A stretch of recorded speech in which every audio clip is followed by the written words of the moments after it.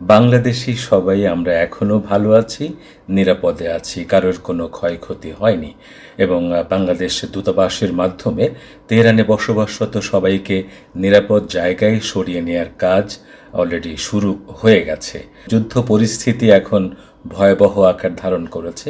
এ অবস্থায় কি ভালো থাকা যায়?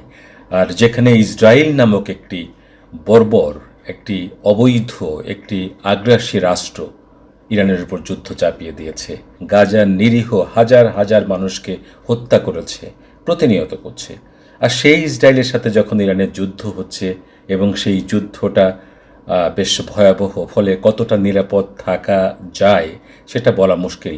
এমনও হতে পারে যে আর আপনাদের সাথে আমি যুক্ত হতে পারলাম না, কথা বলতে পারলাম না, কারণ এই মুহূর্তে তেহরান থেকে আমি যেখানে থাকি সেটি সরকারি বাসভবন। এখানে নিরাপত্তার ঝুঁকি মারাত্মকভাবে রয়েছে। আমরা বিশ্বের বিভিন্ন দেশের সাংবাদিকরা এখানে থাকি, আমাদের উপর হামলা হতেই পারে। আমরা গত রাতেই তো বেশ ভয়ের মধ্যে ছিলাম, যখন উপর্যুপরি হামলা হচ্ছিল তখন ভাবছিলাম এই বুঝি আমাদের উপরে হামলাটা হলো। যুদ্ধ মানেই তো যুদ্ধ, রক্ত, সেখানে এক মুহূর্ত পরে কি হবে সেটা বলা যায় না।